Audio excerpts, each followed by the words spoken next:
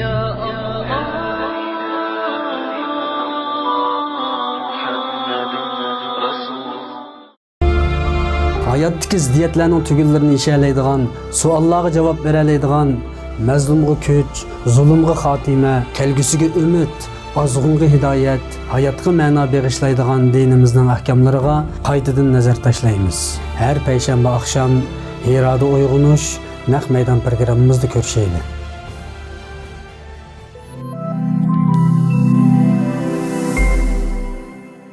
Bismillahirrahmanirrahim. Elhamdülillahi Rabbil alamin vel aqibatu lil muttaqin.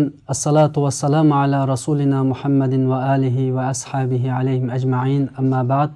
Dünyanın her qaysi joylaridagi muhaciret yaşayotgan aziz qarindoshlar, Uyg'ur radio televiziyasi tarafidan tashkillanayotgan Hiroda uyg'onish programmamizga xush keldinglar. Bu yerda hammanglar bilan birlikda qalbimizni yana bir qitim ochimiz, tafakkurimizni yana bir qitim qo'zg'aymiz.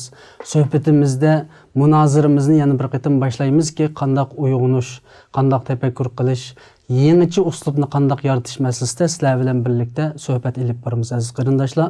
Savollaringlar bo'lsa, videoning ostiga, suhbatimizning ostiga tashlasangiz bo'ladi. Har zaman sizlar bilan birlikda Hiroda uyg'onish diniy programmamizda har payshanba oqshomda chiqishimiz.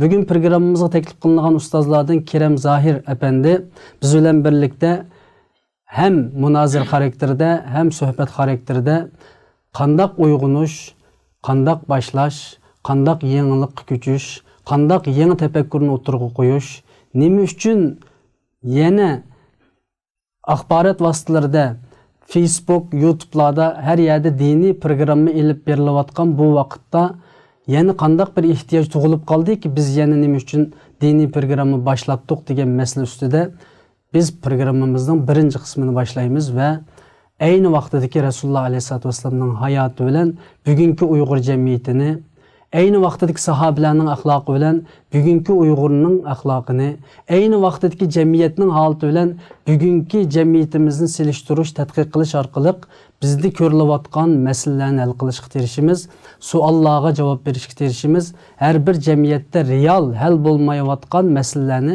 har qismliq bizning programmamizda hal qilishga tirishimiz aziz qarindoshlar. Oldi bilan men Ustoz Kerem Zahir efendimge salamımni yollayman. Assalomu alaykum. Hurmatli Kerem Zahir efendim ikramimizga hoş geldi. Wa alaykum assalam wa rahmatullah. Hoş bulduk. Sizning xabarlar bor, ko'pligan, ya'ni bir qancha axborot vositalarida diniy programmalar ilib berilyotdi. Biz ham Uyg'ur radio televiziyasi nomidan diniy programma ilib beryapmiz. Faqat bu programma bilan emas, bir qancha yangi programmalarimiz oldimizdagi kunlarda tomoshabinlarimiz bilan, qarindoshlarimiz bilan yuz ko'rishdi. Nima uchun biz yana boshqa olimlar, ustozlar so'zlayotgan avvalda bizmi ham bu diniy programmani qilish ehtiyoji tug'ilib qoldi. Buningda sizlarningki javoblarni topmoqchiman. Yaxshi bir savol bo'ldi. Alloh rozi bo'lsin. Diniy programma aslida millet başka bir Türkçe ve keza degandek başka milletlikinde anlatma cık ihtiyacını kamlayalaydı. Ama bu İslam dünyasında ortak buluvatkan bir mesele var. Bunun tatmen dikkat edilen mesele. Bu neyme degende bütün Müslümanlarda konuçılıkını teşvik kıldıgan, yeniçilikka takip kılmaydigan, teşebbüs kılmaydigan bir karakteri yitilip kalışlık. Mayli camiyelde sözlüsün, cümlede sözlüsün, yoki onlarda sözlüsün, davamlı bunun burunqi bo'lgan voqealikni so'zlash orqali millatga ta'min qilgan bo'lib, shunday o'zi millatni shu burunqi voqealikka qiziqtiradigan, shunday shuni ilhomlantiradigan shunday bir voqea nimalar? Xarakter yetliklik. Bütün İslam dünyasında şunday desek bo'ldi. Avrupaga kelsakmi, Londonning jamiyalarida ko'pincha yerda shunday bo'lyotdi. Aslida Qur'oni Karimniki ruhiga asoslangan vaqtda Qur'oni Karim bir zamonga, bir makonga, bir millatga xos bir kitob bo'lmaganligi uchun bütün dunyoga ommatan, bütün dunyodagi insoniyatga ommatan bir tushirilgan kitob bo'lganligi uchun bu bir milletning tarixini, bir milletde bo'lgan voqealikni so'zlash orqali butun insoniyat dunyosiga bunday qilish meniki kallamdan tadimi o'tib ketmaydi. Onun uchun ba'zi bir masalalarda shunday bir mujmallik bor deb qarayman. Bu mujmalliklarni hal qilish uchun her millettin şu milletniki avangard adamları, islahatçı bo'lgan adamları o'tirib chiqib şu meselelerde biraz başka turuşu, milletini hazırki zamanda yaşayotganligini his qildirişi ve hazırki zamandaki bo'layotgan voqealikni to'g'ri muomala qilib, to'g'ri yashash, yo'lni o'rgatish. Bu o'zi har bir diniy sohadagi odamlarga cho'ng bir vazifa deb qarayman men. Dünya karakteride o'xshash bir ishning takrorlanayotganligi, ya'ni da'vat jarayonida yangi uslub, yangi tefekkür meselesinde o'xshashlikning yuz berayotganligini deylar. Uyg'ur jamiyatida masalan ustozlar, ulamolar so'zlayotdi, diniy programmalar keyin-keyindan o'tirg'i chiqyotdi. Bu yerdami yani şu klassiklik, burunqi mesele ve yani bugünkü real cemiyetimizge içilanmaslık bormi? Bor, ular demek bu dünyada hazır mı Arapның arasında nurgun şunday islahatçı alimlarning bir qanchasini ko'rdim. Ben ancha-muncha suhbatlarni, so'zlarini anglayman. Lekin Uyg'urlarning ichidan texi unday odamlar o'tirib chiqmadi desak bo'ldi. Qanday odamlar? Şu islahatçı yeni hazır zamanga layık so'zlayotgan odamlar yo'q. Hammasi burunqi voqealikni so'zlaydi. Şu klasda, şu burunda kelayotgan ash narsani so'zlaydi.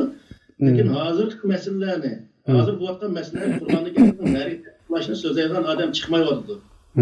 Demakki bu tefekkür tegishmadi degan gap. Tefekkür yangilanmadi, tefekkür yangilanmagandan keyin bu odamda o'zi bir yangi narsaga intilish degan narsa mavjud bo'lmaydi. Mavjud bo'lmagandan keyin butun dunyoda hozir masalan xristianlar, Yahudiylar Uyg'urlarga bo'layotgan zulmga nima maqsadda bo'lishini qat'iy nazar qarshi turib, shu Londonda hozir Yahudilar her haftasi seshanba kuni soat 2dan 3gachilik bir soat aşağıda namoyish qiladi misol. Ama Hristiyanlar ayda bir qatim her ayning 5-chisi 6dan 7gacha bir soat namoyish qilyapti. İslam dünyasından bir Müslüman çıkıp aşağıda zulüm buluyordu.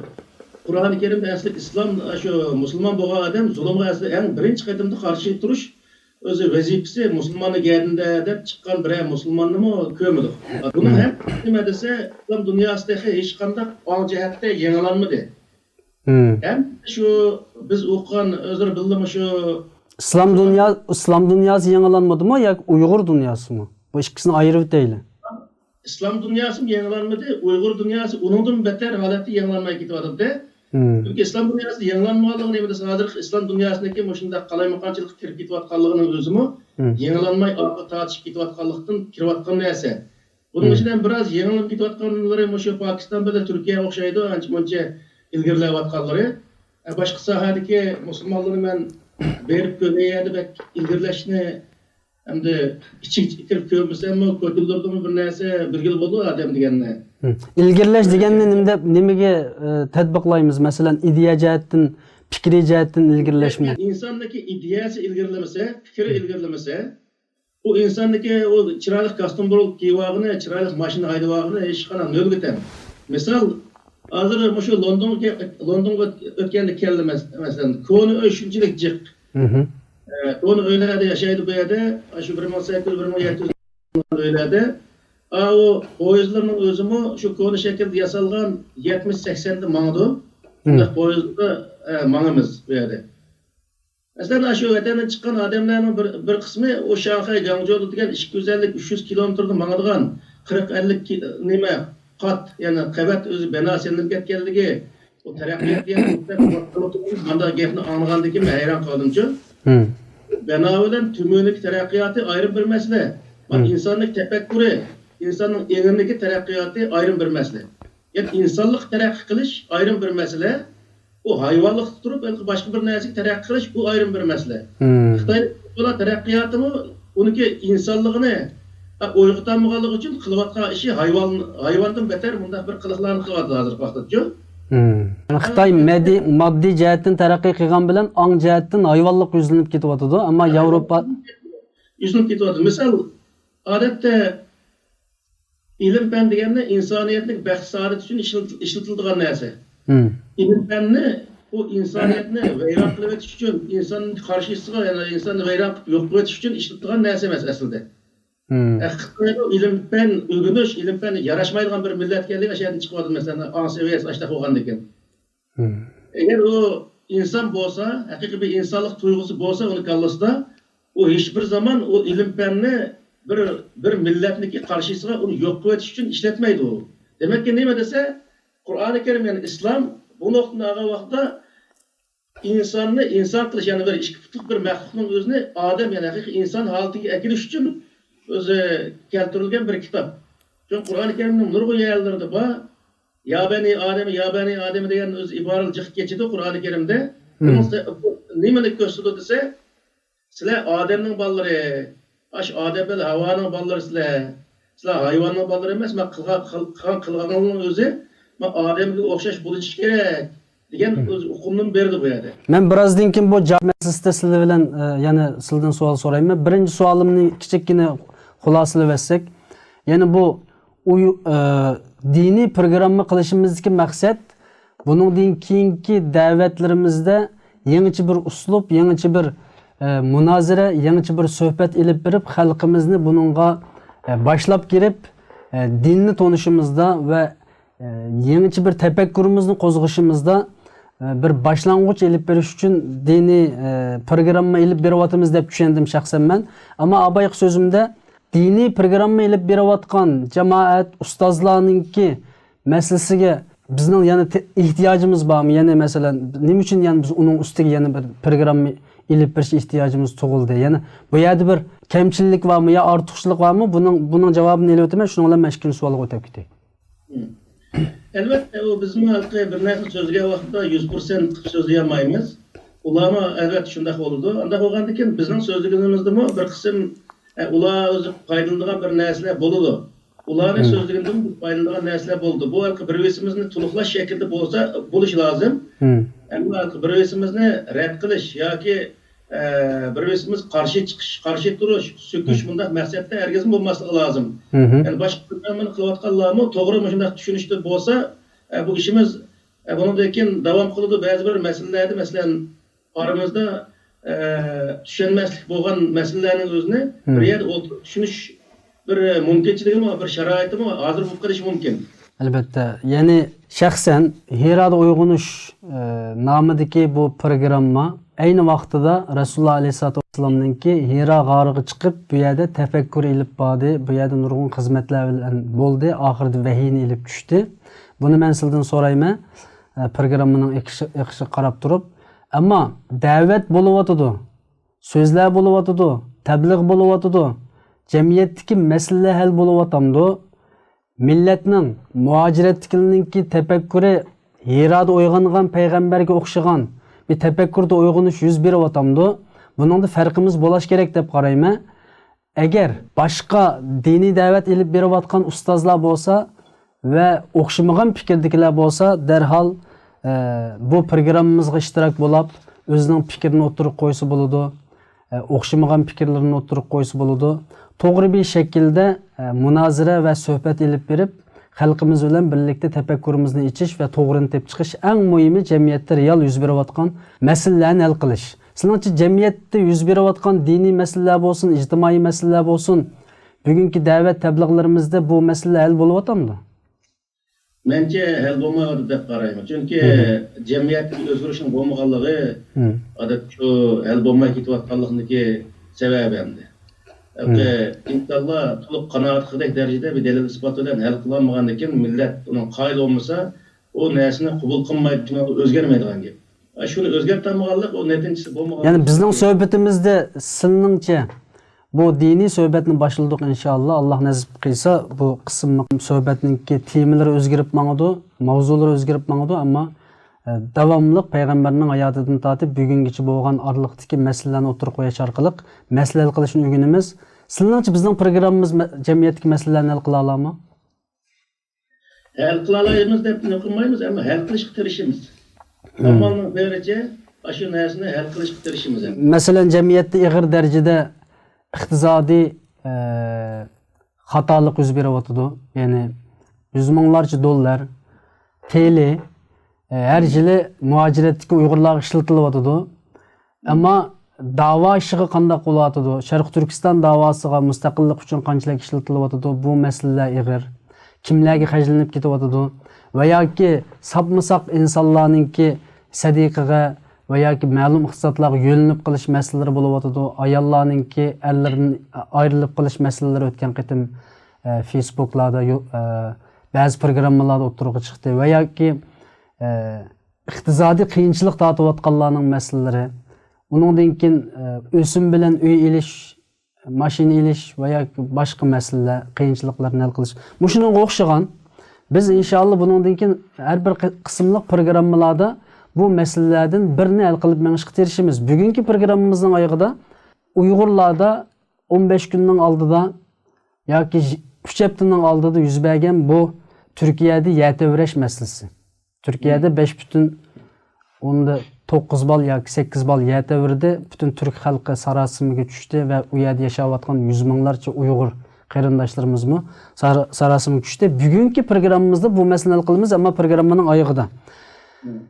Ya'ni yetavrash degan nima? Islomda yetavrashga qanday qaraymiz? Buning oldini qanday olamiz? Oldini ola olamdik. Ya'ni yetavrashni to'xtata olamdik degandek savollarga men sizdan javob olaman.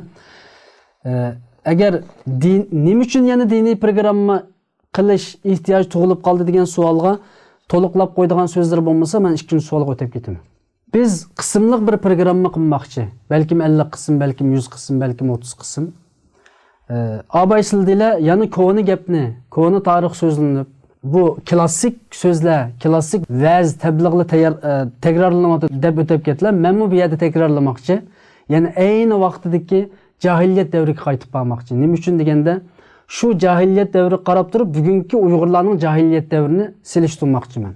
Ya'ni bugungi Uyg'ur jamiyatida jahiliyat bormi yo'q degan masala. Shu jahiliyat davri degan nima? Bunga nihoyat qisqa bir javob berishni xohlayman.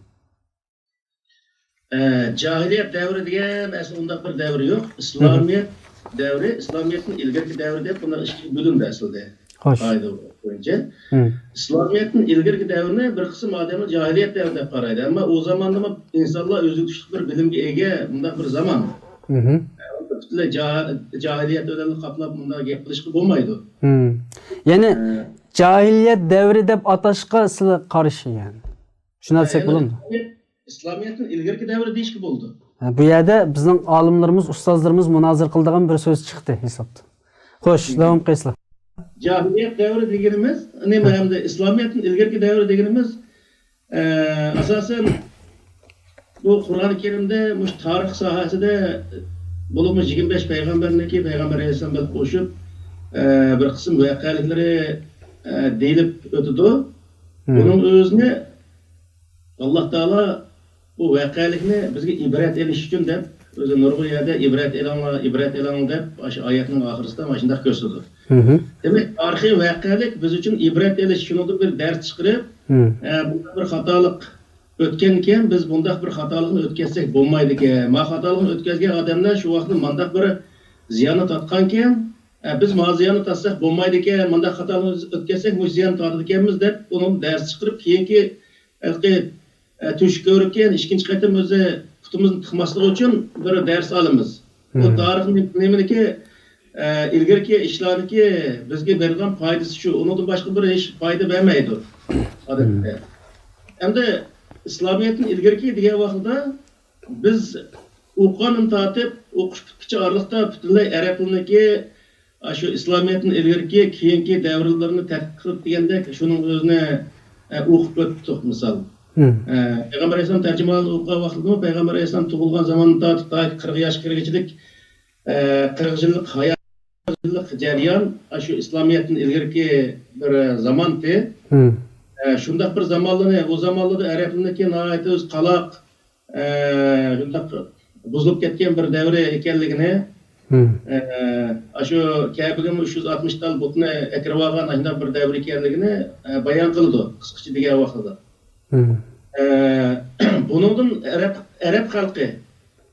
Arap halkı ders çıkarış nait doğru oldu menimce. Biz İslamga kelgenden ilgari ki Uygur tarixini tadqiq qilish orqali u vaqt qandaq insonlar bo'lgan, qandaq o'zi yashagan, bizda qandaq madaniyatlar bo'lgan.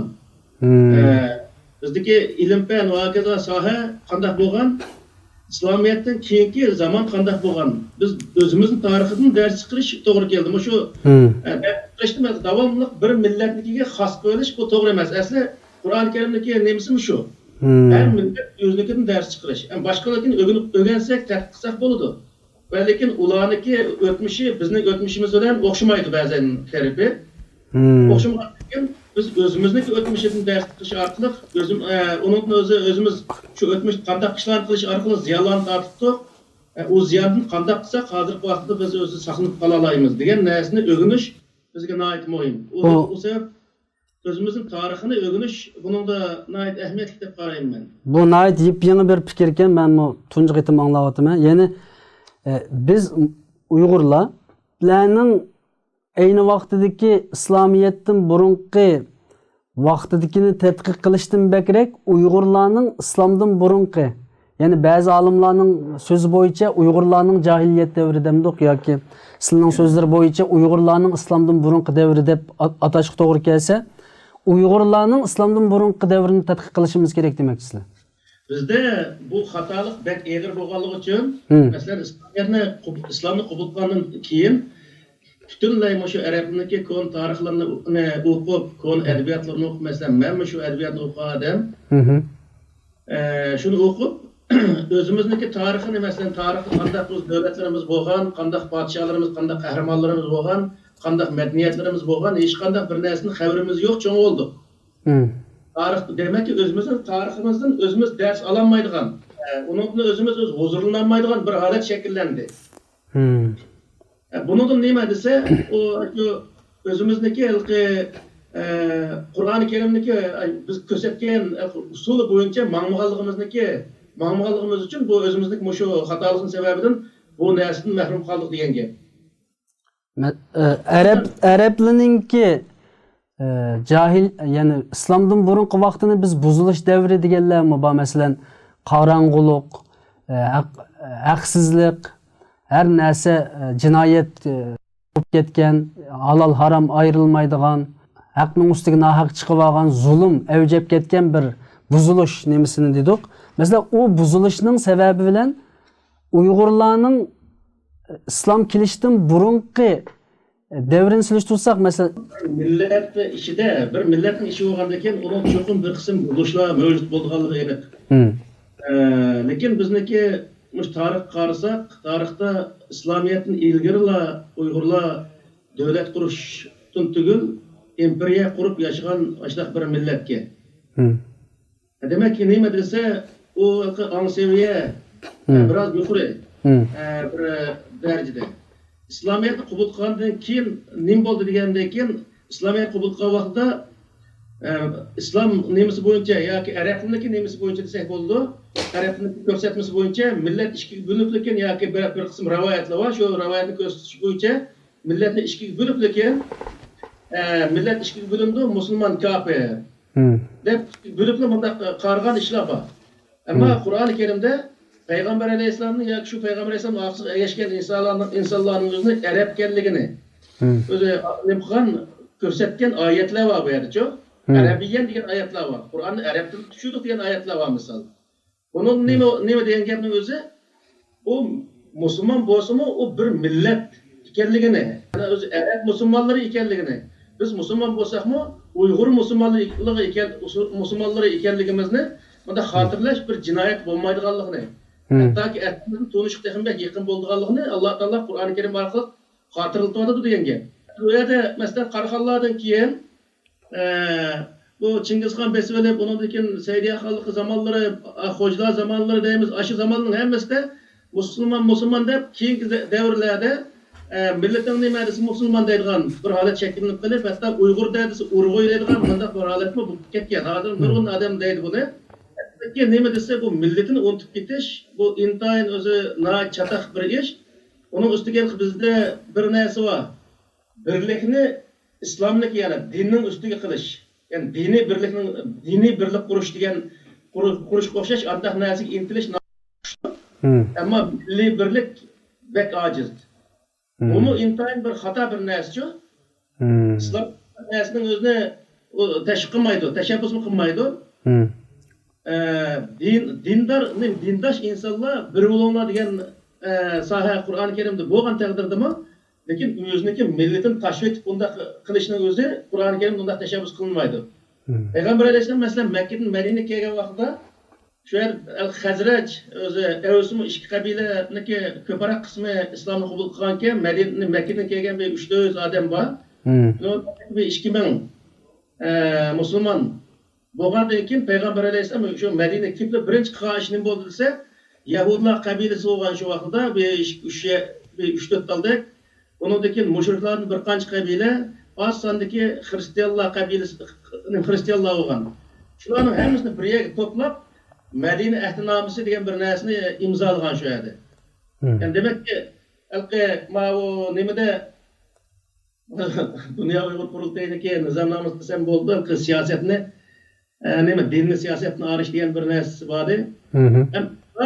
İslam asli shu siyosat qoyada din so'zlanmaydi islomning qoidasi bo'yicha. Lakum dinukum valiyatun qoidasi bo'yicha Yahudi, Nasara, mushrik hammamiz bir yerga kelgan vaqtda bu yerda dinni so'zlash orqali masalani hal qila olmaymiz. Uning uchun o'rtaq bir Uyg'ur Hristiyan, bir Uyg'ur musulmon, birisi Yahudi bo'lib ketgan bo'lsa, uch dinga e'tiqod qilgan bir Uyg'urlar bir yerga kelib, masalani qanday hal qilamiz? Yani milliy hal qilish demoqchimisizlar? Milliy birlik. Demakki bu din milliy kimlikning bir parchasi. Aslida din bir millatning e'tiqodiy qismi bo'ldi-da. Bunda bo'lgandan keyin bu yerda berib millat dinning bir parchasi ekan, Suriyada urush bo'lsa, Suriyaga ketib, Iroqda bo'lsa, Iroqqa ketib, butunlay bekor jon bo'lgandek-ku. Yani birinchisi sizlar dinda siyosat yo'q degan gap chiqib qolamdi yaqin buningdan? Dinni siyosatga aralashtirmaslik degan gap bo'ldi. Dinni siyosatga aralashtirmaymiz. Dinni siyosatga aralashtirmaslik degan gapning o'zi diniy odam siyosat qilsa bo'lmaydi degan gap emas. Diniy odam siyosatni bilsa qilsa bo'laverdi. Ammo siyosiy o'ringa kirib, masalan, Angliyada nimaga ministerlikka kirdik masalan. Kirgan vaqtda u yerga "Auzu billahi minash shaytonir rojim, bismillahirrohmanirrohim" deb bu yer dinni so'zlash to'g'ri kelmaydi. Buning uchun u yerga men nima degil kirdim? Xos ishimni hal qilish uchun kirdim. Va uni bilishim kerak, ularni nima talab qilib kirdim. Bunday narsalarni biz o'zi bilishimiz lozim. Ammo u yerda nagil bo'lsak, xos millatni olib olsak, shu o'zimizniki ulg'alqi birinchi bizniki dinni qabul qilishni xolis xohlamasa, berib davergan bunday ishlar bu bo'lmaydi bu. Ammo vaqt keladi, shu vaqtda ammo unday diplomatik bir munosabat bo'lgan vaqtda unday narsani qilish bo'lmaydi. Chunki yig'in ochilgan vaqtda, misol, bo'lib diniy sohadagi odamlar yig'in ochsa, shu 5 Qur'onni o'qib, u orliqda nima odamlar bor, shu nurg'un professor odamlar bor, shu odamni tusma, endi Qur'onni o'qib, andan keyin xutba o'qtirib, ashada qilgan ishlar bor. Bu narsa hammasi qalbimizda bor. Musulmon bo'lish sifatimiz bilan qalbimizda bor. Uni biz inkor qilmaymiz. Chunki inkor qilgan uchun musulmon biz. Ammo boshqalarniki dinni hurmat qilish yuzasidan biz o'zimizniki dinni ustun ko'rsatib, boshqalarniki dinni sal to'van qilgandek bunday bir holatni shakllantirsak, boshqalarning oldigan foyda olmaymiz. Uning uchun bunday yerda her ishniki bir o'rni bor, deydigan yerining vaqti bor. Siyosat o'rinlarida dinning gapini qilmaymiz demoqchisizlar. Dinning gapini qilmaymiz. Shuni qilmaslik ham mumkin. Ya'ni dinni da'vat qilg'ili kirsak bo'ladi, shunami? Dinni da'vat qilish maqsadi bo'lgan vaqtda da'vat qilamiz. Bu ayrim bir masala. Ammo siyosat va siyosatchilar so'zlashgan vaqtda va dinni o'tirib chiqib Qur'onni andag deganda desak, Qur'onni odam e'tirof qilsa, u vaqt boshqa tushib ketmaydi. Sharq Turkiston masalasini anglatqili kirgan vaqtida shu Sharq Turkiston masalasini anglatamiz demoqchisizlar. Bu yerda yana yangi bir fikr o'tirg'i chiqdi. Boshlagandan beri 3 yangi fikrni o'tirib qo'ygan bo'ldilar. Albatta buningga bizning olimlar, ustozlar diqqat qilishga boshlaydi buningdan keyin. Birisi cahiliyet devri deb atamaymiz. İslamdan burunki vakit ve İslamdan keyinki vakit. İkincisi Uygurlar, biz Müslümanlar yoki Uygurlar Arablarning İslamdan burunki vaqtini tadqiq qilish emas, Uygurlarning İslamdan burunki vaqtini tadqiq qilish degan masala o'tirib chiqdi. Bu bir yangi fikr ekan. Uchinchisi siyoset soruniga kelgan vaqtida majlislarga, parlamentlarga kirgan vaqtda u yerda Qur'on o'qiymiz, hadis so'zlaymiz demay, Odil Sharq Turkiston masalasini bevosita anglitimiz degan narsa chiqdi. To'rtinchi bir masala bor. Bu yerda men kallamga bir narsa taqaldi. Bu yerda ummatchilikni inkor qilamlar. Ya'ni inkor qilinamiz sizning so'zlardan. Ya'ni milliy bir fikr, bir Yahudi Uyg'ur, bir Nasara Uyg'ur, bir Musulmon Uyg'ur bir yerga kelsa, bu yerda diniy nuqtadan hukm pichmaymiz, milliy nuqtadan hukm pichib, 3 Uyg'ur o'zining fikrida va o'xshamagan shakldagi dinida qoladi degan bir narsani oldiga so'zlayapti so'zlardan men shuni tushundim. To'g'rimi bundaq tushunganim yani? Bu yerda ummatchilik tarik qilinadi. Ummatchilikning o'zini inkor qilmaymiz faqatla. Ummatchilikka yo'q demaymiz. Ammo asli millatchilik nimasi kelgan vaqtda o'lda butunlay o'zimizdagi millatining o'zini tark etib tashlab ummatchilik o'tib olsak, bu bo'lmaydi. Uyg'urlar birinchi millatchi bo'la olishi lozim. O'zining millatini so'ya oladigan, andaki millatiga nima ish qilaman deb to'g'riliq boshqa qatira oladigan bo'lish kerak. O'zining millatini qutqazgandan keyin, lekin boshqa millatga, boshqa o'zi islom musulmon bo'lamdi, boshqa har qanday bir o'zi zulm chekayotgan insonlarga u vaqtda yordam qila oladi. Shuning uchun halqi masalani hal qilish hozir masalan Sharq Turkiston masalasini hal qilishning o'zi birinchi millatga taqiladi. Dinga taqalmaydi bu masala. Diniy masala emas, bu milliy masala bo'yicha. Davomli biz halqi o Qur'on o'qitmadi, namoz o'qitmadi, Qur'onimizni ko'ydiryapti, jay namozlarimizni ko'ydiryapti, meshtirimizni taqyapti deyapmiz-ku. Agar Xitoy kipligi yana shu narsani hamma qilaveraman deb tashlab qo'ysa, biz davom to'xtamdik shu vaqtda. Bundaq emas. Buni qilayotganlar bor. Masalan, Tungallarning dini, men ichkarida 6 yil turganligim uchun bilaman. Naq Tungallarning masjidlari ochiq, maktablari, diniy yaslilari bor. Biz uni ko'rdik, shu yerda yashadik. Ammo Tungallar undaq bir milliy o'zininki zimin da'vosi qilmaydi. Xitoy uni qilyapti. Demak, sizning deganlarim hozir Uyg'urlar agar Tungallardek masjid qilib berib, dinini ochiq qo'yib berib, bundaq qilib qolsa, biz Sharq Turkiston da'vosini tashlamdik demoqchisizlar. To'g'ri. U bir, ikkinchisi bu yerda Tungallar bilan biz biroz o'xshashmaymiz. Tungallar islomga kirgan Xitoylar uchun. Islomni qabul qilgan Xitoylar, uning uchun o'zi musulmon Xitoylar desak bo'laverdi uni. Biz o'zi nima emas? Biz Xitoy emas. Xitoy olmagandan keyin biz o'z islomni qabul qilgan Uyg'urlarmiz. Musulmon Uyg'urlar. Uning uchun bizniki ayrim tarixdan buyon tutib kelgan yerimiz bor. U Tungallarniki Xitoylar bilan birga yashab, tarixdan buyon shu Xitoylar bilan birga o'z yer tutib kelgan, davlat qurib kelgan xalq. Bizniki ular bilan o'xshashmaydigan shunday yerlarimiz bor. Ummatchilik masalasida islomningki kuchliq dalillari bormi? Ummatchilikda hamda Qur'oni Karimdagi "Va'tasim bihablillah jami'an va la tafarraqu" degan oyatga asosan nurg'un odamlar shu butun musulmonlar birlashing degan gap bo'ldi deb qaraydi. Men uni undaq o'nchilik bek qarab ketmayman. Chunki nima ish qilgan vaqtida bu masalan biz Sharq Turkistonda o'tirib nurg'ulgan boshqa davlatlar va andakin ayda arablar va Turkiya va boshqa musulmon mamlakatlar bizniki davlat qurilgan taqdirdami faqat o'zi ular bilan diplomatik munosabatni yaxshi qilsaqli bo'ldi. Ammo birlashib ularniki bir o'zi o'lkisi bo'lishdek bundaq bir ishlarning bo'lishi u mumkin emas. Ya'ni bir yerda islomiy xilofat tiklanib qolsa, biz uningga qo'rg'iga kirib olishning hojati yo'q demoqchimisizlar? Qo'rqib kirib olishning hojati yo'q. Birinchi, ikkinchidan xalifa degan so'zning o'zi vaqtida payg'ambar alayhisolamdan keyin masalan o xalifalar shu Makka Madinadan chiqib nurg'u ya'ni shu bir davlat sifatida nurg'u ya'ni ishg'ol qilganligi uchun ashiyaning hammasi shu xalifalarniki boshqurishida bo'lgan.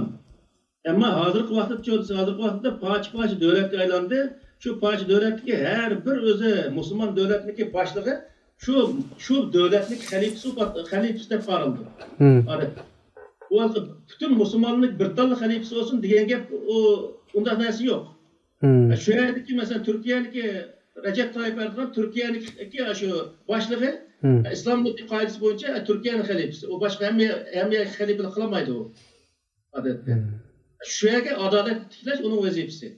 Unda bizning tariximiz vaqtidagi Osmanlı xilofatiga bayat qilgan yoki shu Yaqubbek davrida Osmanlıning nomida xutba o'qitgan zamonlarga nisbatan sizlar qarshi ekanlarda, ya'ni albatta qarshiman. Nima qilsizlar? Yaqubbek 1864-yili Qashqariya davlatini qurib 77-yili nima cho'kidi o davlat. Shu oraliqda bu davlatni Chorvosiya bilan Buyuk Britaniya imperiyasi e'tirof qildi. E'tirof qilishni taklif qilgan vaqtda azroq tuttirish talabi bilan qilib qoldi. Shu oraliqda Yaqubbekning xatoligi nima desa, Osmonliga bayat qildi. Osmonli unga hech qanday bir tuzuk yordam bermaydi.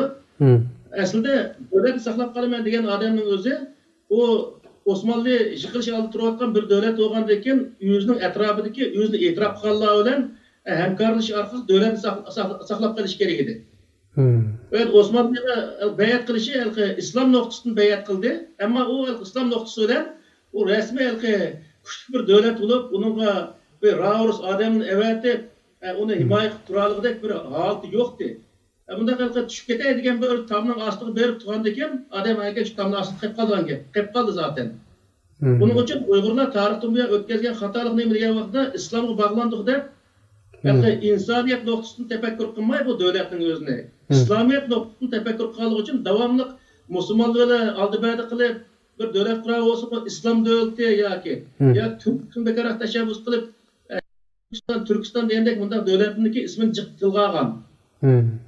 Bo'lmasa Qashqariya davlati degan vaqtning o'zi darhol e'tirof qilish sabab nima desa, uni bu ya turklik ya islomlik bir puroq bo'lmaganligi uchun u yer Xitoyning kuchli ketmaslik uchun hali o Chorvosiya ham qo'shdi o davlatni qurilganligiga.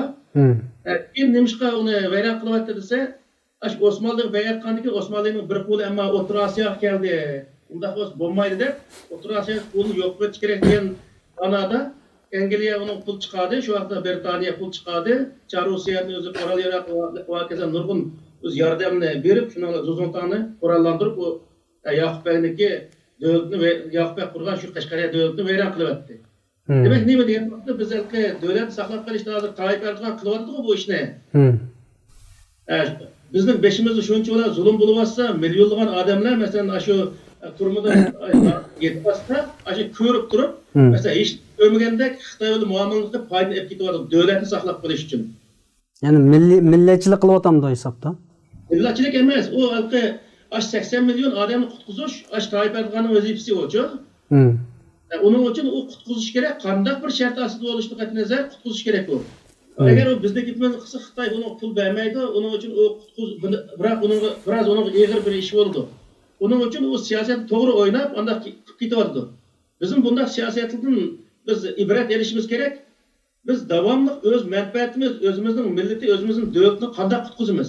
Bu to'g'riliq boshqa qat'iy oladigan, ya'ni millatni o'ylay oladigan, milliy kimligimizni ismimizden çıkamaydıgan bunday bir holatda bo'lishimiz lozim. Agar biz o'z milliy kimlikni unutgan shart asosida bo'lsak, davomli Turkiyada ko'ryapmiz. Masalan, namoyish qilgan vaqtda namoyish qilganni o'zimizning noroziligini bildirish uchun boramiz. Berib u yerga Allohu akbar deb Xitoy konsulning oldida necha minutlab o'zi duo qilib Xitoyni qag'ab kelgan ishlar bor. Bu siyosatga yoki namoyishning ro'yiga xilof bir ishlar. Ya'ni biz u yerga duo qilib bormaymiz, u yerga noroziligimizni ifodalagil boramiz demoqchisizlar yani. Yani dua qilish xatomi u yerda? Duoning o'zini biz o'yda qilsak bo'ladi, duo qilmayapti. Men bosh degandeklar, har ishning bir o'rni bor, bir vaqti bor-ku. Nega bo'lsa duo qilib, nega bo'lsa duo qilib yig'lab shu yerda Xudoga o'zi zot tazarruf qilib, bunday qilishning o'zi bir kuchlik bu-ku. Kuchlik? Kuchlik deyman. Ko'kamilik. Ko'kamilik, ha. Yani Xitoyga qarshi shuarda olib o'zimizning uning zolimga qarshi bir maydonimizning borligini ifodalaydigan yerda duo qilib, yig'lab, ko'zimizni iqtib o'ltirmaymiz demoqchisizlar. Xo'sh. Bu Xitoyga biz g'azab nafratimizni ko'rsatishimiz lozim. U yer o'zimizning ojiz, bechoraligini ko'rsatishning o'zi u birdagi noatalqi u ash sohadan texniba yetilmaganligimizning alomati. Qur'oni Karimda bir oyat bor. Qulillahumma malikal mulki tu'til mulka man tasha va tanzilul mulka mimman tasha va tu'izzu man tasha va tuzillu man tasha degan bir oyat bor. Biyadikal xayr degan. Ashning oxirisida فَاسْتَجَابَ لَهُمْ رَبُّهُمْ اَنِّي لَا اُضِيعُ عَمَلَ عَامِلٍ مِنْ ذَكَرٍ اَوْ اُنْثَى diye bir ayet var. Yana. Bu ayet nemin bildirdi dese? Aşağıda xalısan padişahını bereleysen, xalısan tatı olalaysan, xalısan ezik kılalaysan, xalısan xar kılalaysan, hem yaşlık senin kolunda. Hem Kadir Xuda deb dua qilgan odamlarga Alloh taolo berib atgan javob. Fastajaba degan o'zi nurg'un odam ijobat qildi, ijobat emas, javob berdi Alloh taolo. Javob berib nima deydi degan vaqtda "Anni la udiu amala amilin min zakarin aw unsa" deydi. Er olsun, ayol olsun, ameli ish qilganlarning ishini zoya qilmayman deydi. Keşke dua qilib, Xudo deb ko'kamil qilib, keşke yig'lab qo'yadi, qilning u to'g'ri emas, ameli ish qil degan gap bu. Ama mesela sizler okuyan adam bu nemenin özüne Peygamber Aleyhisselam duasını. Mesela bir adam bana dua kılıp koy, ya Resulallah Allah Teala bana şundak nasip etsin. Xuda aşınık anı bəgin deyil. Bir yerde dua şundak mı yaki? Şundak. O yerde oturup durup, yığılap, izlep durup, bunda kılıp ketken bir ravaydı gördün mü sizler? Bu dua kılış bizgilik hep kaldı değil mi? Şu vaktin özünde şunçilik hem de Cuma günü 2 rekat namaz okudu 2 minutda 10 minut dua qilib Xudo'ni zikirtirib bu haqcha. Yani aslında Allah'ını dua kılış bilen, ibadet kılış bilen Allah'ını zeriktirmeymiz de ama ameliyat kılmay aşağıdan naq ameli iş kılmay aşağı dua kılıp oltırışının özü asla Allah'ınki bergen cevabı karşı bir hareketi dep düşündüm ben. Bunu hem de bizden körürmenlerimiz hata düşünüp dua kıysak Allah zirkip gitemdikin dep ögün sizge resmi karşı çıkıdık Allah çıkıp kalmışsın ama şu bizden programımızdan maksatlardan birisi hazır sizin fikirlerden bir qancha yeni fikirlerini anlatım ve okşamagan fikirlerini anlatımı belki aldığımız zamanlarda Festecabe lehum ayetideki aşağıdaki ular icabet kılıdı ulanı degen ayet tercüm kılıngan bolsa şunu yaklaydıgan ustazla alimli kelse elbette bu doğrusu sizler bilen naq meydanda qeyrindaşlarga münazir qilsak mençe bir tefekkürümüz texim içilip doğrusunu tapamız mı deyme. Hem de Kur'an'da boşunda cihnasının özüne ben ötkende bir sizler sözleşken çağırım degen Kur'an'da biz düşünmegidek bir narsa yok. Çünkü Kur'an'da bir yer düşünmeye kaldık mı şunu münasebetlik ayetini izlesek başka yerde aşına uçuk şunda düşündürülen ayet var. Kur'an bir adamniki düşündürüşüge ihtiyaclık kitap emas. Eğer bu bir adamniki mesela manga okşaş yoki yenbis okşaş bir adam onu şerilaydigan bunda bir kitap varsa mening fikrim Kur'an-ı Kerim'e kirip kalıp denge. Kur'an-ı Kerim'ni men özümün fikrini kirdirish orqali Kur'an-ı Kerim'in bir kısım mazmununu tiyishtirib atgan kalımı denge. Başına kılaş için Allah Teala inne aleyna beyan edip bunu bayan kılış özü bizning üstümüzdeki vazife. Siz onun cevap atıp ketmeli, men qilma o işini özüne. Siz fakat to'g'ri tushundirish usulini bilsangiz bo'ldi deylik endi. Eğer bununla okşamagan fikirdeki ustazlar yoki qarindoshlar bo'lsa, ilmiy şekilde bunun en doğru cevabını tepiş arkalık tefekkürümüzünü kozgayımız degan maqsadla şu qarindoshlarni hem biz ikranımızda özünü köreşini yoki avazını anlaşını xalaymiz elbette. Ummetçilik meselesinden ayette tiz ötep ketle.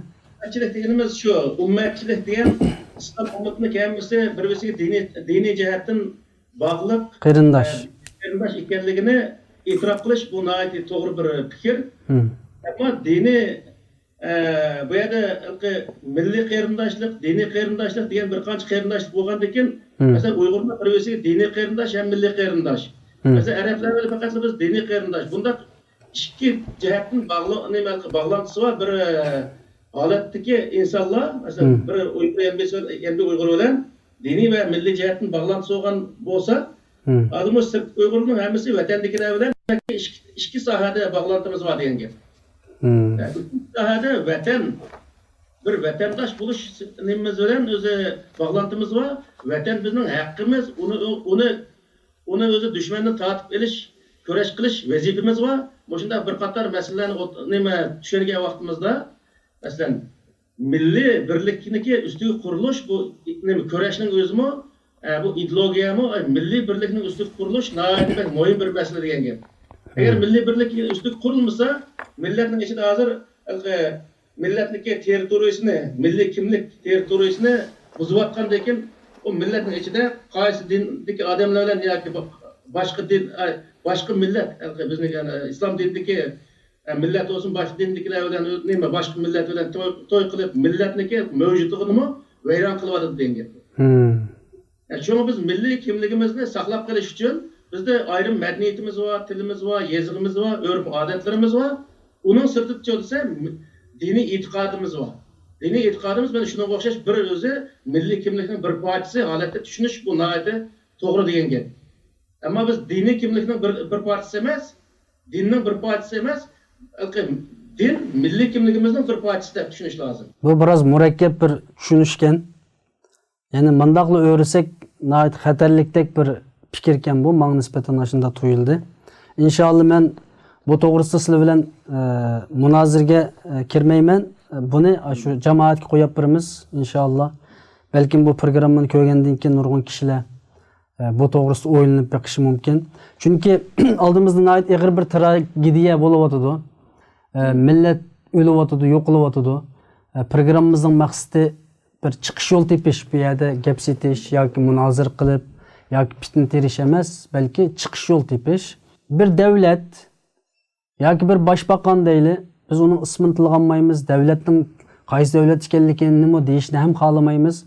Bizga balki xalq tarafdan nəhayət milliy bir yaqinchilik ham diniy yaqinchilik qilayotgan taqdirda bugun Amerikadagi bir davlat siyosiy jihatda ma'lum bir midrashlarni, ma'lum bir amaliy xizmatlarni sunyapti hamda Uyg'urlar uchun.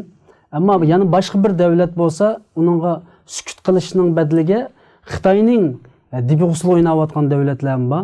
Mana mushundaq vaqtida biz diniy qarindoshlik bilan milliy qarindoshlikda qaysi shaklda teng tura olamiz? Yani buningga qanday bir taqobil turishimiz kerak? Yo'q, bu bizning qarindishimizdi, millatimizdi, dindishimizdi deb lama shu sukut qilibla qarab turishimiz kerak bo'lamdi yoki bu degan vaqtda men biraz ilgari degandekchi, din siyosetini ayrim tutish bu nihoyat muhim bir masala. Chunki Peygamber Aleyhisselam ve Peygamber Aleyhisselam'dan keyinki mesela Hazreti Umar'niki zamanlarda olsun, şu çok kengaygan vaqt ekan şu.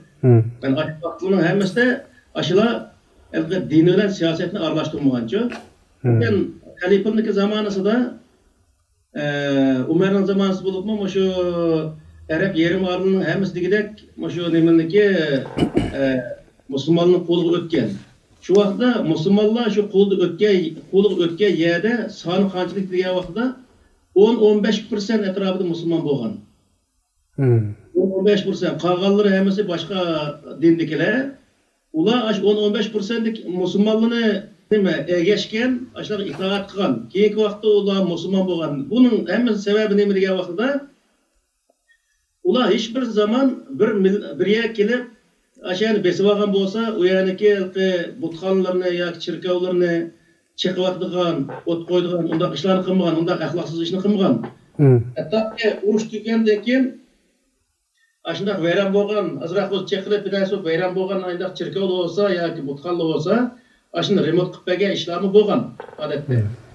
Bundaq o'zlari birsiniki ibodatxonalarga, diniga hujum qildigan, undaq ishlar mavjud bo'lmagan. Mesela neminiki şu Suriye'de Umayye zamanı selingan çok bir cami varken de hemen bombardıman hemen yok vaktini bilmeyimiz. Şu caminin özü selingan vakitte adette şu orunda burun şöyle neme butxanın bir işkital çaplap selingan butxanı varken netice 100 yıllık olan konu butxanı. Butxanın özüne fakatla töpsüge çıraylık şekilde ne kutlaken çıkıvatmayla. Ve akşam kıtla yeni meclisin seplikim aşında özü davamlaştırgan ki Türkiye'de maçta nurgun buruk çirkevli var. Çirkevliki köpüstük kalpığını ötüldü onun gümbazı koyup lekin şunu ona meclis var. Demek bu nime dese o yerlik milletinin özünün ma çekvat bulmaydı dep arzu kutturvatkan vaqtda çekvatma yani öz vaqtıma bir ibadetxana ki onu da kim yani ibadetxana aylandırıp öyle kılır. Fakat kıblesine doğrulapla. Bunda kalk başkalarının medeniyetiga hürmet kılış mı? İslamiyet'teki nihayet özü yaxşı bir bu sebep bilen özü bunda adalet, bunda yaxşı ahlaklarını kögen başka halklar Müslümanların öz ilhamlanıp andaki nurgun adamın şu vakit İslam'ını kabul kılıp Müslüman bolgan. Yani az sandık bir adamın sebebi bilen Müslüman bolgan. Hazır şu olan Müslümanlar turukluğun dünyada başka insanlar İslam'ını kabul kılmaydı nime için dese Azık Müslümanlar İslam'ı özü temsil kılamaydı. Onun için Kur'an'da Allah Teala tasvir edilen bir Müslüman var. Aşı Müslüman şekli düşe alırsak o vakti başkalar karar ma Müslüman ki ma Müslüman diye mandak olduğun bolsa men Müslüman bolsam boldu ki dep arzu kıldı. Eğer azık Müslümanlar Müslüman bolsa Kur'an tasvir edilen Müslüman azık bolgan bolsa hiç kim İslam kabul kılmaydı. Onun için bizim deydiğimiz nime degan vaqtda Müslümanlar halkı hem adam yüzlükке bir eyipli görüştün eynek qarash kerak. Onun için hem Müslümanlar olup İslam alimleri birinci qatam hem qilgan ish harakatlarning hammasini İslamning birinchi manbasi bo'lgan Qur'oni Karimga kelib chiqish kerak. Qur'oni Karimda Alloh taolo musulmon deganni qanday ta'riflabdi? Yahud Nasarani qanday ta'riflabdi?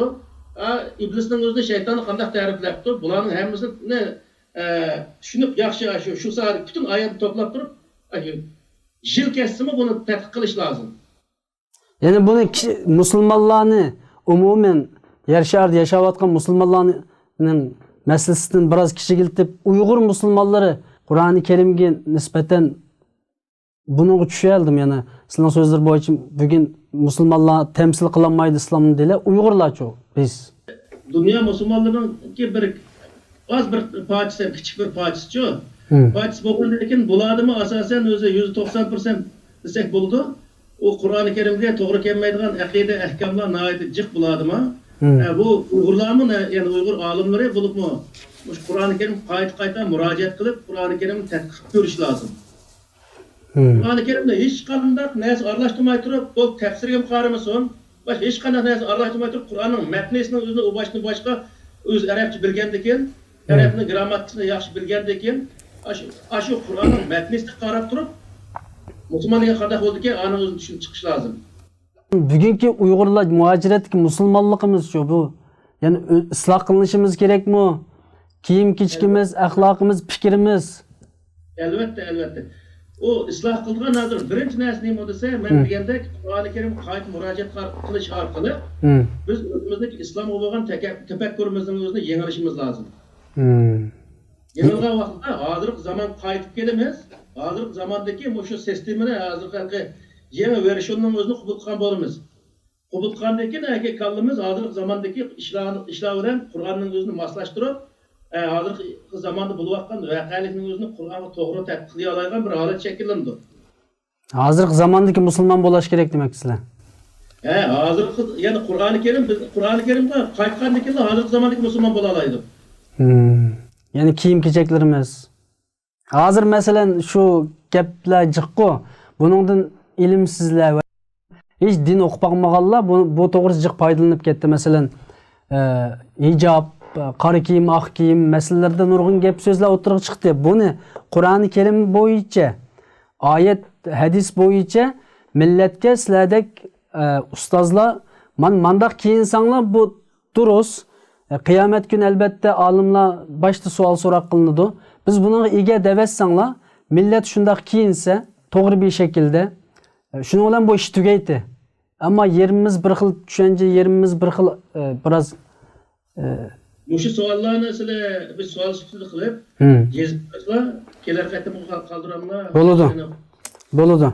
Undaqda shu Uyg'urlarningki hozirgi zamondagi musulmon bo'lish sifati masalasida kiyim kechkimiz, gap so'zimiz, tafakkurimiz masalasida biz birlikka keldik. Ya'ni bu programmamizning asosiy maqsadlaridan birisi tefekkürümüzün qo'zg'ash. Yani Uyg'urlar qaytadan bir o'ylanish, qaytadan bir uyg'onish. Shuning uchun payg'ambarimiz shu jamiyatda, islomdan burungi jamiyatda cho'ng bo'g'ich oraliqda nurg'un masalalarni ko'rdi. Arablar yolg'onchilik, o'g'irlik, bu kazalarni ko'rib, o'ylanish uchun shu yiroq chiqib ketgandi va u yerda o'ylangan va uyg'ongan edi. Uning uchun biz qaytadan bir Uyg'urlik, qaytadan bir musulmonlik sifatida o'ylanib yiqish uchun, uyg'onib yiqish uchun sizlardan bu fikrni ilib berib, ma'lum o'xshamagan fikrlarni o'tirg'a chiqaryapmiz. Hozir siz shu programma mishakagishlar 4 tane fikrni oldim. Ba'zi fikrlarda bek üstüge ketmedim. Mesela ummetçilik meselesinde bek üstüge ketmedim. Çünkü birinci kısmımızda nurg'un bununla karşı fikirdekiler o'tirg'a chiqmasin degan meselede, ama meyli karşı fikirdekiler o'tirg'a chiqsa biz bu yerdan şaqlaymiz ve bu yerda ichilimiz, bunun to'g'risini topamiz deb qolsa, men meselenin içine biraz kirkitimi. Ondaqda programmamizni real meselelerni hal qilish meselesinde o'tgan qitim qiziq nuqta bo'lib bizningki vaqt ulgurmaganlik tufayli deyishmagan to'q yer tevresh meselesini o'tirib qo'ysak, chunki aytog'in meningki e'tiqodimda Türkiye medyasida, axborotchilarida bu 30 yil ichida nihoyat cho'ng bir yer tevraydi. 100 mingdan 300 minggacha inson Turkiyada o'ladi. Bular İstanbulda bu yer tevrashda o'ladi. Bu yer tevrashga hech qanday bir amalimiz yo'q deb tashviq qilyotqili hozir 10 necha yil oldi Turkiyada. 10 necha yil jarayonida bir qancha qitim yer tevrdi Turkiyaning atrofida. Bularmi 3 yilning oldidagi yer tevrash haqiqatan u yerdagi Uyg'urlarni qo'rqatdi. Hammaylar jiddiy bir holatga o'tdi Turkiyada. Yer tevrash masalasida men shaxsiy ishonaman yer tevraydiganligiga, chunki xuddi bulutning to'planganligi bilan yomg'irning yog'adiganligini bishorat bergan Alloh va u onaning rahmiga manining kirganligi bilan uning qiz o'g'illigini belgilagan Alloh yerning ostida bir harakatlanishninki borligini insonga ko'rsatish bilan bizga bir bishorat beryapti. Shuning uchun ishonaman. Şu İslamda yer tevrashni qanday tushunamiz, bunun qanday tadbir qo'llanamiz, qanday taqobil turamiz degan masalada birinchi savol İslamdagi yer tevrash, ya'ni biz buni qanday tushunamiz? Endi Qur'oni Karimda faqat qiyomat bo'lgan vaqtda yer tevraygan to'g'riliq izozuzlatlar zilzalaha degan so'riga asosan ayat biroz o'zi nimani bayon qildi va lekin u qiyomatga bo'lgan ishlar. Endi yer tevrash masalasi kelgan vaqtda yani nurg'un odam var Allah Teala bizni sinash orqali bu yer tevrag'izyapti degandek, yani Allah Teala bizga bergan bir ofat degandek, shunday bir narsa aytib tushunchada bo'libdi-ku. Xo'sh. Yaxshi Allohdan degandek shunday bir tushuncha var. Qur'oni Karimga asoslangan vaqtda bir oyat var. Ma asabaka min hasanatin faminalloh va ma asabaka min sayyiatin famin nafsik. Ve erselnake linnas resulan ve kefa billahi şehida diyen özü bir ayetke Sure Nisa'nınki 79. ayetke. Bu ayetin özü de Allah Teala deydi ki bir yaxşılık sana yetken bolsa Allah'dan, yamanlık yetken bolsa o öz nefsinden dep bayan kılıp. Bu nimettir diye vakti yaxşılık Allah'ın buluşu İnsan Allah Teala belirlediği yol arkalık manga vakti o yol insanı yaxşı bir neticeye eriştirdiğini Allah Teala Kur'an netice bayan kılıyor. Nefsinden diyen çoğdası, nefsinden diyen Allah körsetken yol mamgan insanlara yamanlık yetip diyen mana çıkıyor. Bunun hem bu namaz okuyan hem adam o musibetke giriptar olduğu vakti diyende bunda özü suallar mı çıkıyor? Bu sualın cevabı neyme diye vakti mesela bir yer tevregen bolsa, yer tevregen noktalar azık vaqtda bulupma hemmine esne yer tevreş bölgesi de başında özü hemmine at koyup oldu. Bu yer tevregen pat diyen mananı bildirdi. Bunda vaqtda Xitoy nima insanlarniki şu yer tevregen bir bölgede yaşayotganligidan xabar var. Bu xabar bor turug'lig'in yer tevreşke chidiqdek derecede bir önü sanmay yaşıgallık cinayet şu yerki insanların özündeki cinayeti degan. Mesela Yaponiyaada yer tevrayedagi 5-6 bal yer tevrese ishni bo'lmaydi, hatta 7 bal yer tevrese ishni bo'lmaydi. Nima ish qilsa, u yer yer tevrgandan keyin hukumat ashdan qarta shuni chidiqdek darajada o'ylasa qiladi. Qolgandan keyin u yer tevrese ishni bo'lmaydi degan. Demak, bu yerda shu qanday bir ofat bo'lsa, bu yerda dengizni qirda yashgan bo'lsa, davomli o dengizning suvida shaypoq o'zi insonlarni vayron qiladigan ashunday ofatlar, tabiiy ofatchilik bo'lgan ish bo'lsa, inson uni to'sin qo'yib, o suvni to'salaydigan qobiliyat insonda bor. Demak, inson ashuni qilmaganlik uni xatolik degan gap. U xatolik inson nega gapirdi desa, halokatga gapirdi. O'zing u yerda o'ltirib, o'zing o'ltirdigan, tushib kelsa o'zingni o'ltirib qo'ydigan, shunday bir o'yning o'zini tuzuk sanmagandan keyin, u yerda o'zi o'zining jinoyatini o'ldirdi degan ma'no chiqdi vaqtida. Qur'oni Karim mazmuni asosan. Qur'oni Karimda masalan Yusuf alayhisolamniki vaqaligi noyat tafsil bayon qilindi. Şu nima Fir'un şu vaqtdagi hamda nimaniki shu Misrning podshosi Fir'un shu vaqt podsho bir tush ko'rib qolgandan keyin tushini yeshidi. Vaqti kelgan o'zi ochiqchilik va kaza nima qildi? Bunda ochiqchilik bo'ldi, yetishim degandan keyin Yusuf Aleyhisselam şöyle dua qilib o'ltirmaydi. Bununla taqabul turuş için 7 yıl şunun 7'dek açlığını yığıp keçini demey, gündüzünü demey, cepa atıp aşağıdaki bütün Kur'an'ın özünü kutkuzu aldı misalda. Bunu Allah Teala ne kıldısa şu aşında afetke taqabul turuşunun özüne insanlar öğütü vardı. Bu afet bulduğun kandak afet olsa mesela şu açıkçılık bulduğun şey olsa aşına koşa çıkıp taqabul tutsan buldu. Mesela bir yerde şamal tol çıktığı ayağı olsa o şamal karta özen Onuğa layık bir iş kılsan buldu. Su, kandak bir afet oluşuna kadar nazar, şunu layık yaşaş, şunun doğru geldiğin bir işini kılıp, şu afetle kirişini altına alalaygan bir işini kılıp yaşaş, o insanın vazifesi.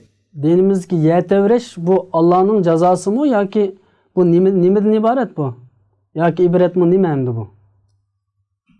İslam'da yetevreş diyen bir narsa yok. Lekin bu Allah Teala yaratkan bu nimede yer şarida aşındak özü içindeki nesle oynuğa yötkelgen aşındak vaktında yeğenin korktu biz yeğenin özü aşındak tevreydiğen o tabi afet dep koydu bu hükümet. Tabi afetken naiti doğru koyulgan bir isim. Bunun tabiatını kelgen bir afet diyen mananı bildirdi. Herkesmi Allah atıp koymaydı. Hükümetteki nemelerim aşındak doğru yeşidi onun için.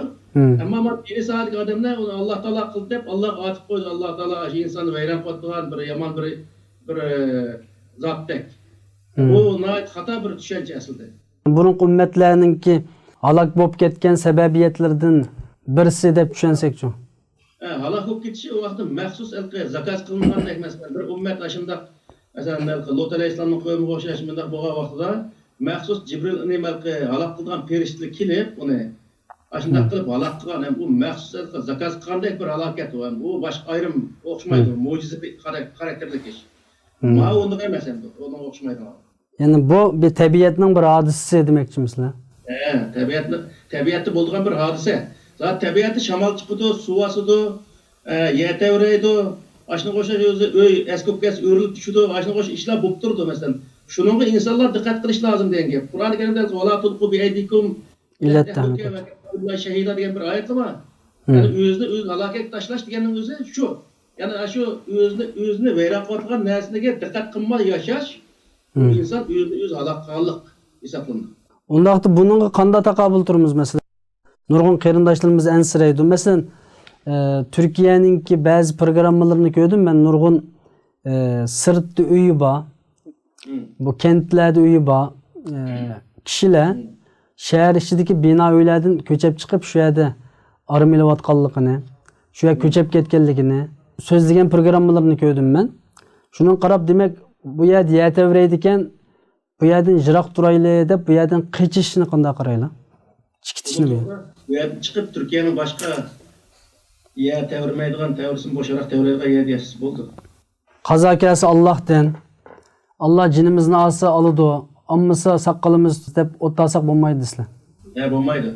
Çünkü özü tedbir özümüzün buluş lazım o yerde. Bu yete öğreşke alakadar en ahırkı söz onu toxtutuşunun bir amalı var mı? Bunu hem de o yete öğreşdeki nimelergim ben qarıgan şu mesela devletler düşendiğen ya ne için tevreydi degan mazmundaki neslige düşençi bergen yerini ko'rgandim. O aslidagi mana shunday neftniki gazlarga o'xshash aynan har xil hamda volqon degan o'sha narsalar unda men o'tgan vaqtda shu yerda tevresh bo'ldiki odatda. Uni inson ichi kirib u narsani yo'q qilayotgandan keyin inson unchalik kuch bo'lmagandan keyin uni qilolmaydigan gap. U yetevreshni qoldirolmaydigan gap. Onun için yetevreydigan yerni jirorat turib yashash o'zi hech qanday bu islomiyatda to'silgan bir ish emas. Hatto to'g'risi shu. Bu yerde sualını kişiler anlap bu nimda yoğun sual soraydigan yetevreshni qandaq to'xtatgandı deb mendaq o'ylab qilish mumkin qarindoshlar. Fakat bu yerde mesele bir dini tarafından bunu sordum. Yani eğer Allah'tan bizge bir azap keldigan yetevreshdek veya başka afetlerdek halak kıldigan mundaq avvallar aslida ma'lum yaxshi amallarimiz bilan bunu bir meyli dua olamdı, meyli namazlarımız bolamdı, meyli gün tutulgan, ay tutulgan vaqtlarda salatul kusuf ve yağmur yağmagan vaqtlarda yağmur yağdırış için yağmur namazı okuganımızga o'xshash yetevreshga nisbatan bir dini tarafdan, itiqodiy tarafdan bir amalimiz bolamdı deganga yaqin şekilde sordum aslında. Bunun cevabını elevetsem Bo'ldi. Muşu yaxşı əməl tərəfdən onunki bir nəsə faydası bolam degan gap mənə to'g'ri gap. Yaxşı əməl onunğa faydası boldu. Yaxşı əməl deganimiz nima desa, namoz o'qish, roza tutish emas.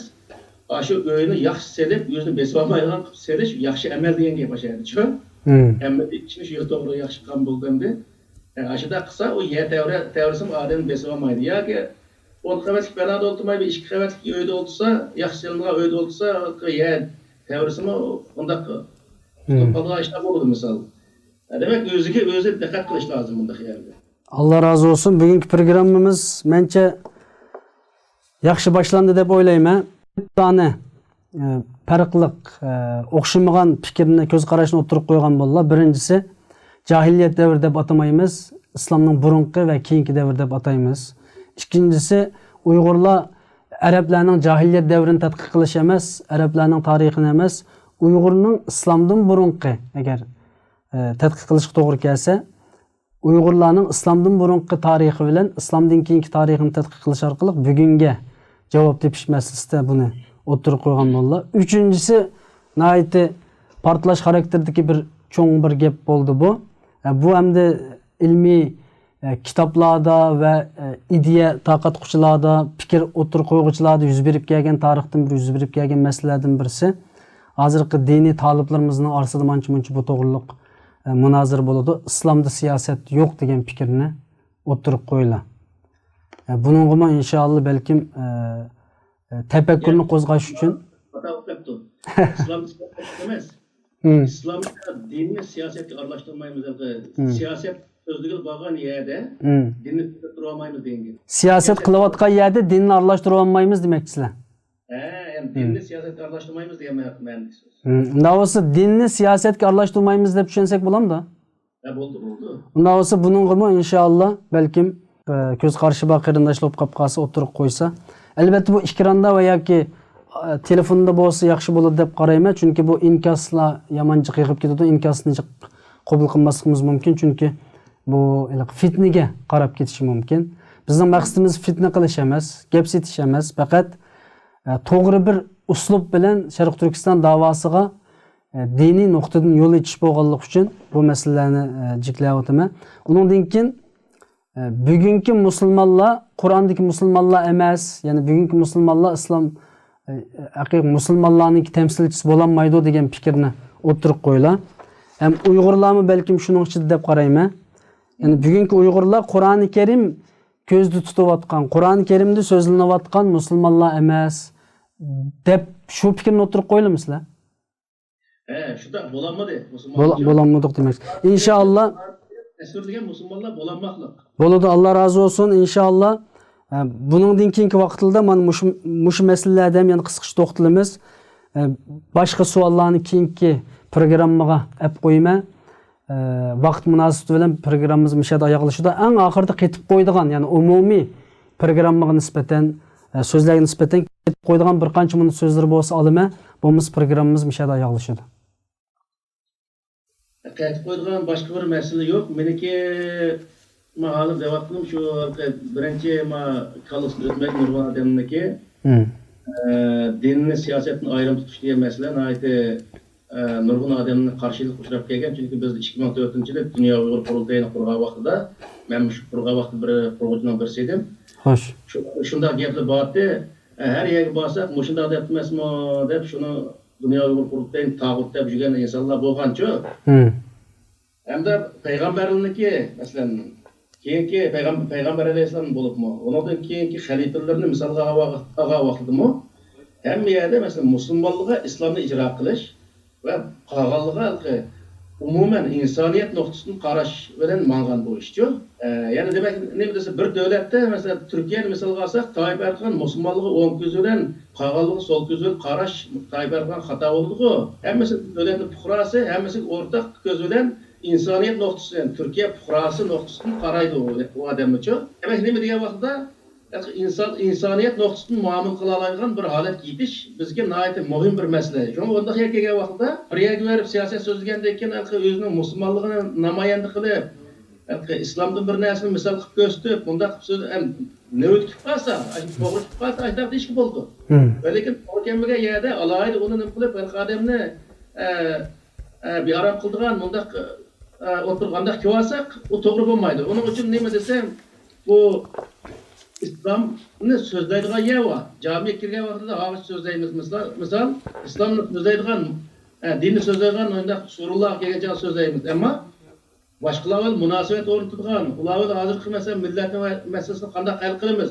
Bunda kelgan vaqtda o dinni sözlep biz yig'lashgan vaqtda ular bizga mehmon bo'lib kelsa, u yer biz alohida dinni sözlep undan keyin ularni bilan parakent qilib ularga so'z berib bunday qilish bizga to'g'ri emas deb qarayman men. Buning uchun hamma narsa o'z o'rnida bo'lgan yaxshi. İnşallah yan bir qatımlıq programımızda bu məsələ to'g'rilar bo'lsa ekranda ve telefonda görüp fikirlerini ilişini qalaymiz. Allah sizden razı olsun. Yani ikinci kısmımızda görüşkice aman bolsa. Allah razı olsun. Aziz muhterem qarindoshlar, programımız müşahede vaqt münasabati bilan oyoqlashtirishga majburmiz. Herada uyg'onishning ikkinchi qismida görüşkice aman bo'linglar. Assalomu alaykum va rahmatullohi va barakatuh.